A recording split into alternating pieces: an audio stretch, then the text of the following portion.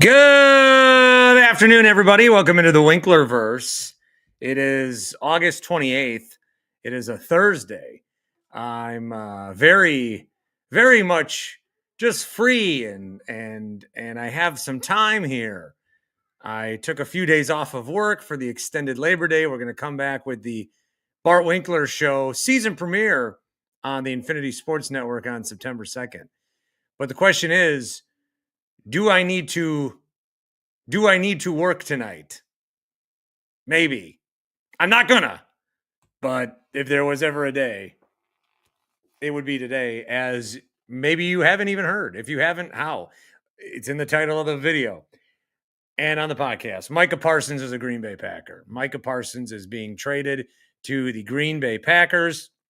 Information on this is slowly trickling in, as you would expect, but he is going to be traded to the Packers. They are going to sign him for a 4-year contract for $188 million. There will be $120 million guaranteed at signing. This is $47 a year.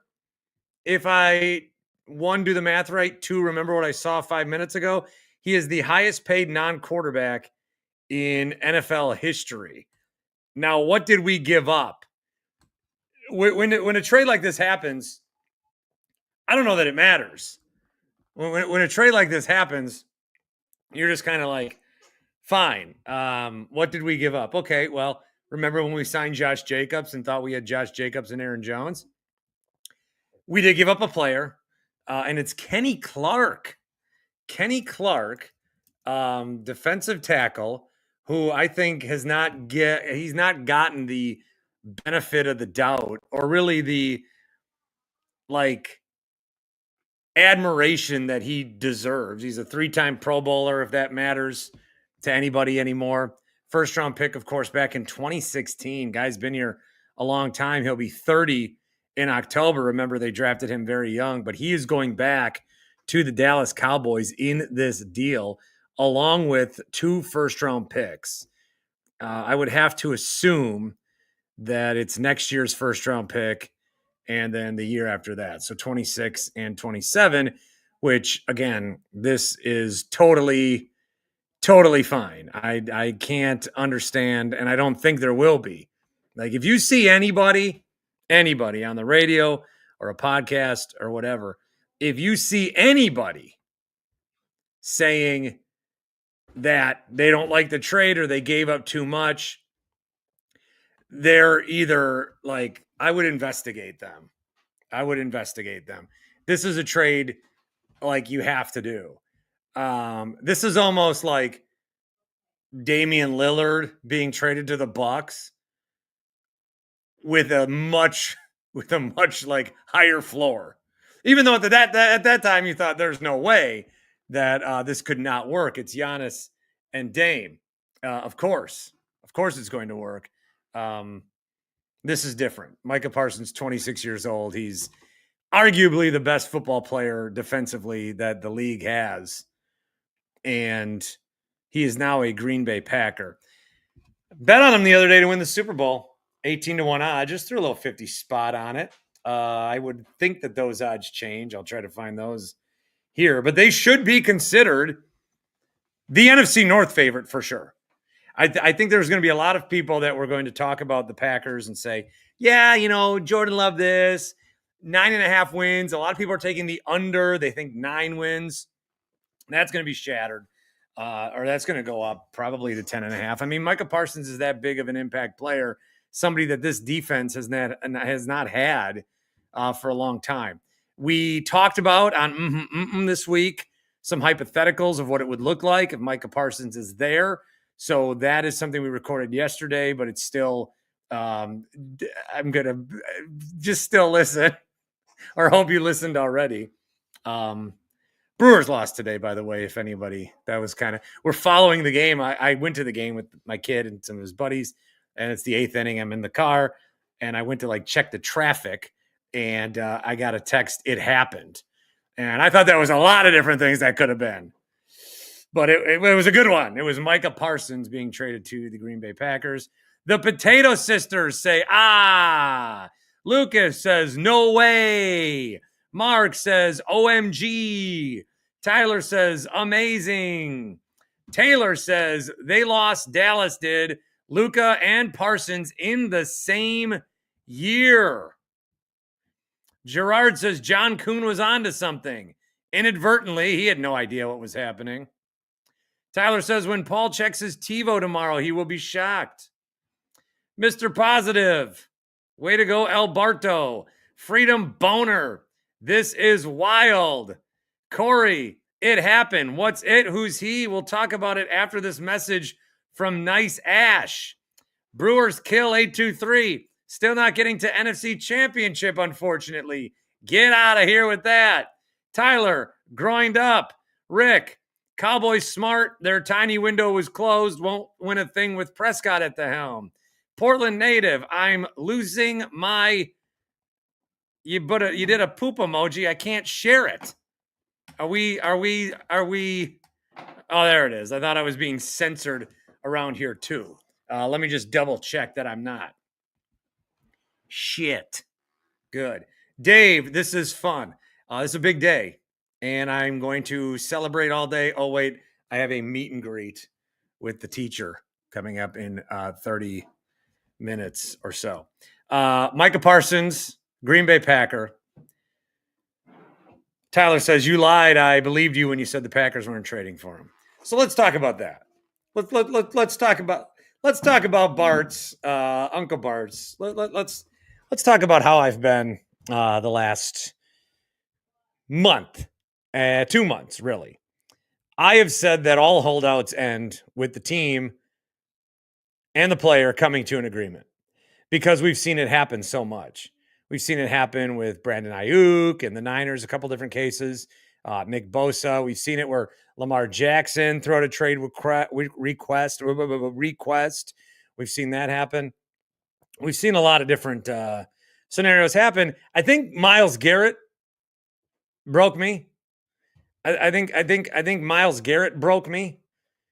Like once he didn't get traded and he stayed for more money, I thought, I'm never going to go through this again. Because I think with these holdouts, a lot of times with these holdouts, it's just they do the they do the whole like performance. It's all a performance is what it is. And they're not going to show up to camp, and then they do to sign some autographs, and then they go on a podcast, and then the agent's looking for offers, and then you have the team saying we're fielding calls, and then what do you know? They sign it, and it happens. So I thought, and then we saw it with Terry McLaurin, we saw it with Trey Hendrickson. I thought this would be a similar case. Yes, it's a little different with the Cowboys, but also maybe it's not. They've done this with Dak Prescott last year. They did it with CeeDee Lamb last year. They've been doing it with people for a long time. They've been doing it for people for a long time. And I thought, okay, Micah Parsons probably maybe Thursday, maybe Monday. It was some way Jerry Jones is going to get this headline. And then you also had the Packers who famously are hashtag in the mix on Tony Gonzalez, Marshawn Lynch, Randy Moss, Odell Beckham, Khalil Mack, name your player. The Packers are used a lot of times as a negotiating piece. So now you had two things that I knew to be true. Guys always sign, Packers never get. Well, two wrongs did make a right in this case, and Micah Parsons is heading to the Green Bay Packers. How do you feel about the deal, though? 188 M's. Make it 288 M's. Honestly, do not care. Happy Place Hemp, by the way. Promo code is BART, 25% off each and every order. You can get your seltzers and your gummies and all of that. There should be some sort of celebration for Packers fans. We won the offseason with 5 days to spare. My goodest of buddies. Paul Emig. Wow. Paul, what's funny, I'll just be honest with you. Yeah. When I saw the news, I text Carlos Ortiz. Mm-hmm. And I said, man, I don't know. I might have to work tonight. And then you text me, Bart, you got to work tonight. And then I go to you, it's just a job, Paul. I was putting up a shield. Like, that sucks. There is some part of me that thinks I should be, but also let me have and we're building it for the season premiere on Tuesday. You have 4.5, 5 hours to figure this out, but like you have to do an hour, a segment, 2 segments. You are uniquely positioned more than literally anybody. I took off for a long weekend to watch the Badger game. I mean, tough shit. That is irrelevant. You have. I'm sorry. Executive decision's been made. You got to work. You got to put in a quarter of a shift. This is the Bart story. There are stories that everyone can talk about. There are stories that this is the Bart story. And I know you were just summarizing it before I joined you, but a guy actually left his team. Yeah. Arguably the best player among this really star-studded group of guys who have asked for a trade or put out their Notes app message to say goodbye to their quote-unquote former team. Micah Parsons is the best of them, the youngest of them, and he's the one that got traded. He didn't get traded anywhere. He got traded to a team that you, I think, own? I own a part of the Packers. So, yeah, you got to go in. Or you got to do something. You got.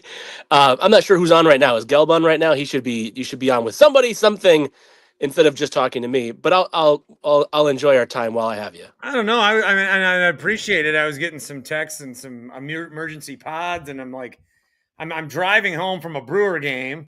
I'm trying to listen to the 9th inning of the game, by the way. By the way, spoiler alert, I'll watch it tonight. Go ahead.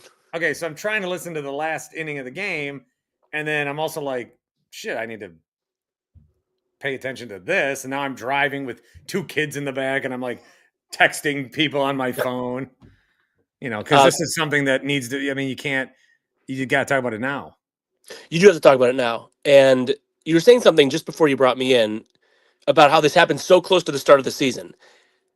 Micah Parsons is a better NFL player than Damian Lillard is an NBA player.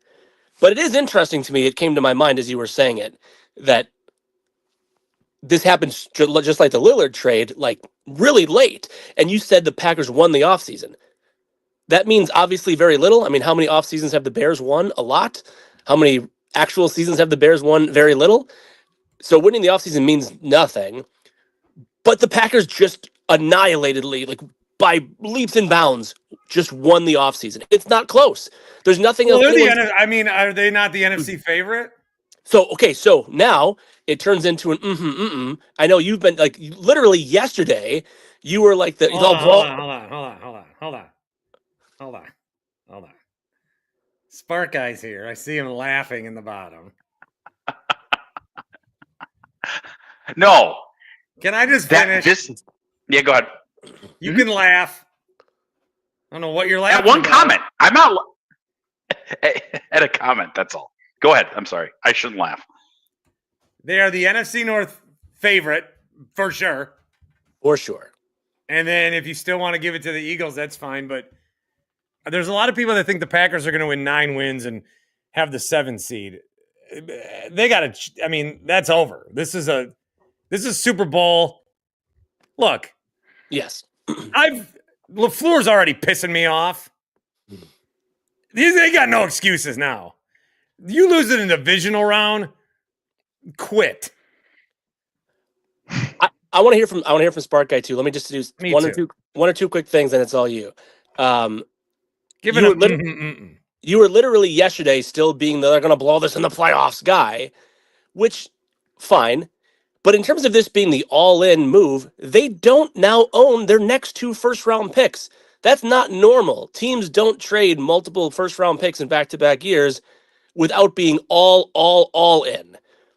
This is the move. Like, this is like we win now or we probably rebuild in 2 or 3 years. With the amount of money committed, with the picks committed, you're giving yourself a 3-year window to win a Super Bowl.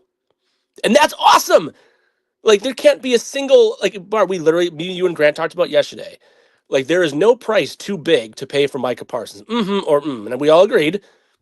Yeah, and this is still less than what the Niners gave up for Trey Lance. Is that what it was? I'd have to remember what the Lance did. First. Well, they didn't trade Kenny Clark. No, I mean, Jesus. But even if you say that's another first-round pick, but even that first-round pick is 30 years old and coming off his worst year. So all of this to say, the Packers need to be considered locally, nationally. Like, this is now their conference to lose. And I have to think it's pretty resoundingly right? Well, Spark Guy, here's 2 comments directed at you. Hot Take Jake says, Spark Guy is coping so hard right now. You can see and hear the pain in his eyes and voice. And Potato Sisters, my man Spark Guy fighting back tears, as you're more of an affinity to our friends down south.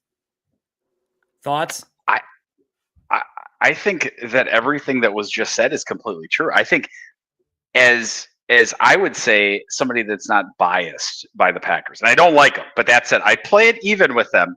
This does mark a big, and I would view it, positive change if you're a Packer fan. Everything that was just said is completely true. This feels like it is, I don't know if it's Murphy being gone and policy being in, but this does feel like for the first time in my memory that you can actually say, I wouldn't call it Titletown yet, but I would say they're trying to be Titletown. The trade makes perfect sense. It now puts them in the bucket with all NFL teams other than the Steelers that are trying to win Super Bowls. They're trying to win the Super Bowl. That's why you make this move. You make this move because you've decided this is your window. You're giving up draft capital. You're going after a guy you consider yourself to be an impact player or 2 away from winning it all, and you went and got him. So this is the type of move that a team makes that wants to win the Super Bowl. So I think that if you're a Packer fan, my criticisms over the last, how many times I've called in and said, like, what they go for, this is against that. And that's good. Like, if you're a Packer fan that actually wants to see them win a Super Bowl, they have to do things like this. And they did. This trade makes perfect sense because on the one hand, it's either absolute success or you're putting yourself in purgatory for a couple of years, right?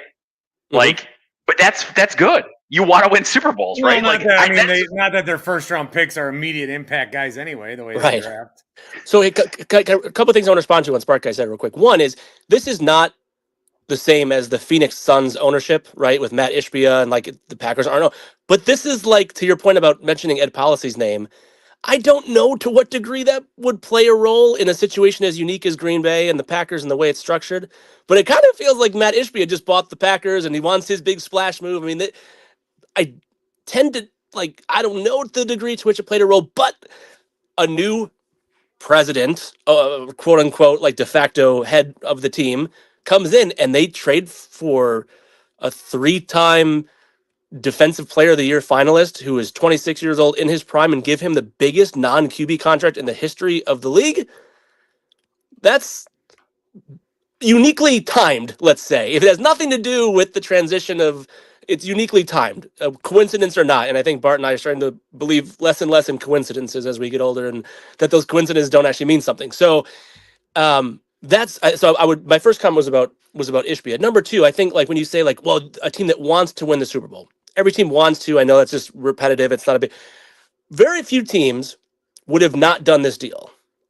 I think any like semi-competitive team would have said 4 years at 108 million plus 2. You don't think so? You think, okay? So Sparky, I ask you. I would say any rational team. No, I think any rational team. I would say I would have put the Packers in the bucket 1 year ago that they won. Like 30 teams would do this deal. They were not willing to do this kind of stuff because, as I said, and this is where Bart and I would disagree, in the past, they were, instead of like Titletown, it was really good town. Like, you win 10 to 12 games, you fill everything up. You never take that move that, again, if you miss, you're probably going to fall back for a couple of years. And that's going to affect all the economics of everything, right? This is a deal that, like, it's a lot higher reward, a lot higher risk. I think most NFL teams would do it. I think any rational team that wants to win the Super Bowl would do this. I would not have put the Packers in that category even a year ago. I hear what you're saying. If I was a fan base that found out for sure that my above 500 projected team had a chance to get Micah Parsons for 2 firsts and a player like Kenny Clark plus the 4 years one, and I felt like my favorite team said too rich for me, I would be really furious at my team. Because if you are in the competitive bucket of teams who are, somewhere in the 9 to 13 win range before getting Micah Parsons, and you can get Micah Parsons, it's why we said yesterday with Grant, there's not a price too big. And by the way, that's strange for me to say. I'm the prospect hoarder. I'm the guy who plans for the future. Micah Parsons is a unique animal. And even before this became a thing that was real and was hypothetical, which by the way, Bart yesterday said 0% chance. I said 0%. So you gotta take that L. But yeah, this is to the fan base, this is the biggest sign of here we go. This is all in. We don't have a pick now for years. It's huge. It's obviously impactful for the team, but it is. And actually, another thing I was gonna say. Sorry for the tangent thoughts, but this is the opposite to Spark Guy's comments a couple minutes ago of what Bart will complain about the Brewers not doing and the bites at the apple. The Packers are we'll take 2 or 3 giant bites, please. And then what? And then maybe we'll suck for a while because we'll be so bloated over the cap. We'll have no picks. But fuck it, we get Micah Parsons for this roster that was already an 11-ish win team. Well, this is the thing. First of all, contract wise, he's making $47 a year. The next defender's 41. I can't even process how I mean, I don't care. Don't care. And the concern with paying, are you going to give Jordan Love all this money? How are you going to sign other guys? Okay, well, you figured it out to sign other guys. And the Packers have been able to pull this off. Is Goody feeling pressure? Is LaFleur feeling pressure because there's a new man in town? I don't know that they should be, but they also should always be feeling pressure. Yeah. And with the Packers this year, this does change it for me in the way that it changed it with Lillard. Yeah. Because it just felt like, even though it didn't work out, it felt like, okay, we know what's going to happen here. They're going to get to a certain point, and then they're going to be done. They're not going to get back over the obstacle or the hurdle or the window or whatever.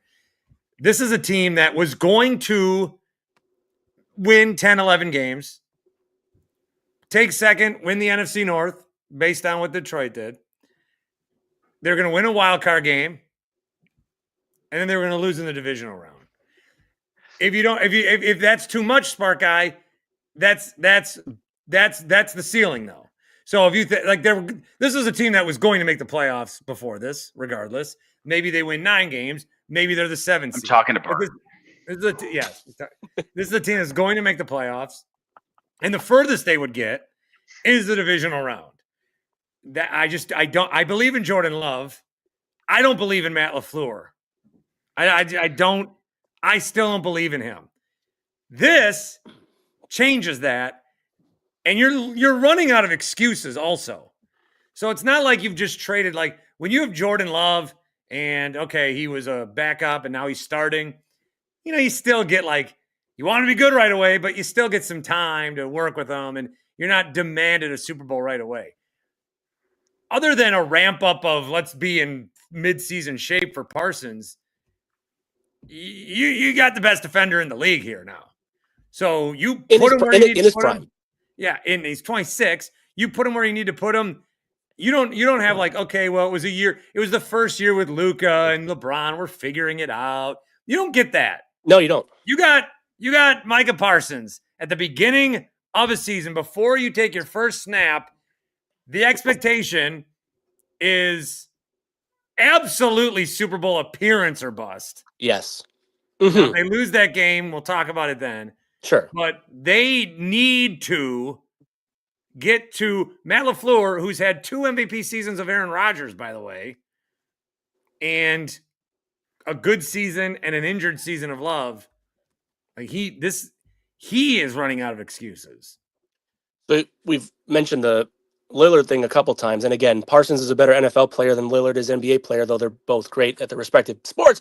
But like you do, like, let's say Parsons plays 6 games this year and he's injured, 7 games next year, and there's no, like, to me, there's no 3 years from now looking back of like, they shouldn't have done that. They should have been more cautious. They, as badly, like, if under the worst case scenario of how this could go, you still do this. This isn't like, well, I sure wish they would have exercised caution because, Parsons, what if anybody who comes out against this move is the most transparent engagement hunting. Like anybody who, what are you going to question? What are you going to question? What, you're going to say the money? The money's too rich. The picks are too many. You're going to question Kenny Clark? I didn't hear a lot of people on the Kenny Clark bandwagon for the last 9 years. You're going to question 2 first-round picks? Look at our whole defense is full of first-round picks. None of them have done anything. Now you got a guy in here that's going to elevate them all. There is nothing. There's nothing that you can poke a hole in with this one. There's one of, like, where it's like you do scenario planning before you, in any job or any profession, you scenario plan. Well, what's the worst case thing? And I'm of the opinion, like, you don't scenario plan and like, oh, what's the worst that could happen? You do this 100 times out of 100. The other comment I want to make, and then I'm going to pause and let you guys say more because I've been saying too much. I also have to go meet my kid's teacher in like 5 minutes. They can wait. Take the phone with you.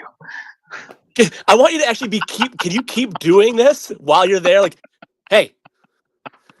The other thing I want to say, Bart, when you did like your on the national show, when you did your stuff about, which I'm off tonight, by the way, which is just stupid, which is the hot seat stuff, right? Your favorite Packers reporter, which I know there's several of whom you fancy, but your favorite Matt Schneidman, he was on your favorite other national show, the Pat McAfee show, and he did say, I think it was this morning I saw it, was that like Gutekunst and LaFleur are under pressure. That this is like a big moment in time for Gutekunst and LaFleur. And he said this, of course, before the trade happened. So the pressure on LaFleur just ramped up considerably. I think if you were to redo the hot sheet or the hot, the hot seat, LaFleur's just went up like 3 or 4 spots because now he just was given in his prime one of the 3, I guess I'll say, one of the 3 best defensive players in the league. The Matt LaFleur thing just happened. And I think, Bart, if Schneidman's comments on the Pat McAfee show were correct, the program, if they were correct, then that means that Gutekunst and LaFleur might have been operating under like hey, we really got to push this Parsons thing because we are feeling a certain level of heat. And we can't just have another divisional round exit like Bart Winkler predicts we're going to. We need to do more. So all of it to say, I'm wondering if you've only been undervaluing the degree to which the seats were hot for Gutekunst and LaFleur. And if you were, and now this trade happens, I think Gutekunst's seat cools immensely because he's been crushing free agency with Jacobs and Xavier McKinney, drafting, it's been, I guess above average, slightly, maybe average. But his seat's cool. But now LaFleur's seat warms up a lot because now it is, we lost in the divisional round. Not acceptable. We're going to have to go get a coach who can get us further. He's got to get him to the Super Bowl. All right, I'll pause. You guys talk. Do you know that the Packers... They play the Cowboys week 4 on Sunday Night Football in Dallas? That's awesome. Stanley Tucci's here. Do you know who they play in week 6? In week 6? Yeah. Pretty sure it's Aaron Rodgers. That's week 8. Or week 8. I just hope he's still healthy so that he won't be. Micah can make him crack. Q, you said this team was 11-win tops without a trade. Here's your trade. What do you think? Here's my trade. And I agree 100% with Paul. I think Gutekunst saved his job today. And it just cranked up the heat on LaFleur. And Ed Policy is my MVP. I've been saying for the last, since they announced him, I was like, he's our only hope. This is Leia at the beginning of New Hope. And Ed Policy, you are our only hope. And he cranked up the heat with his first press conference on those guys. And I don't know. I'm really excited because there's literally like there was no excuses in my opinion for LaFleur to not succeed this year. Like it's to me, Hafley's going to have like a top 2 or 3 defense in his second year in the NFL, and he talks like the leader that we all want.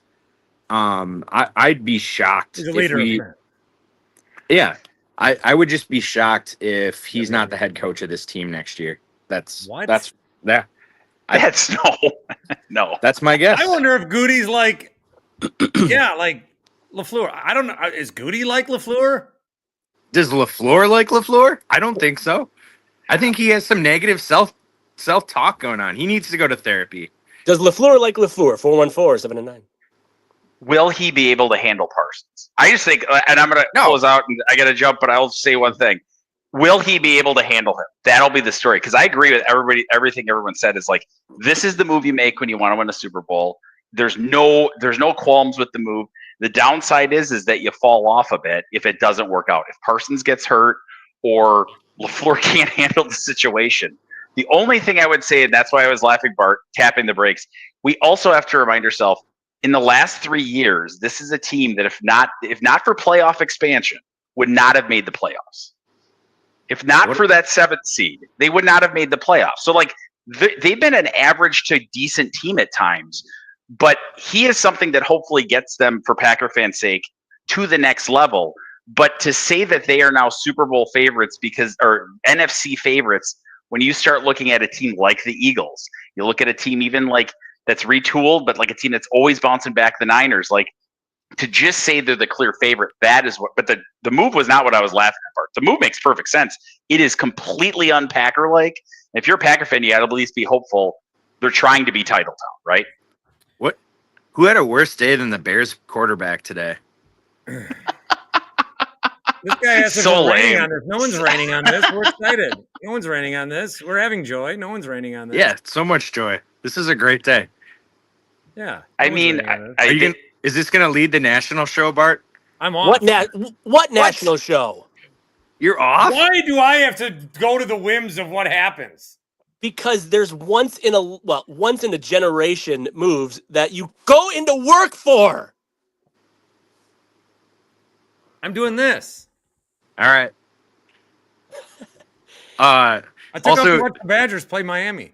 Who gives a shit? Ohio.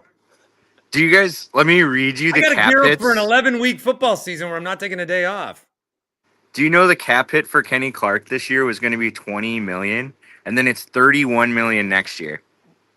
So it's yeah, but how much of that do they still have to pay is my question, though. No, I'm just saying, like, the $48 million that we're paying for Micah Parsons, like, if you compare the two, like, you're getting a lot more than 20 or 30 million of upside. The cap hit for him, according to Spotrac, is $2.3 million. I don't know what this. I can't read this. Forget it. I shouldn't even talk. Kenny Clark is under contract for $31.4 million next year. Packers get their guys, and Packers fans still talking about the Bears. I only brought up the Bears because Spark Guy's a Bears fan. That's why I brought it up. A Bears fan. We're not. All right, Bart, I know you got to meet your teacher. I got to run too. Q, Spark Guy, who's already left us. This was awesome. Thank you guys for the emergency pod.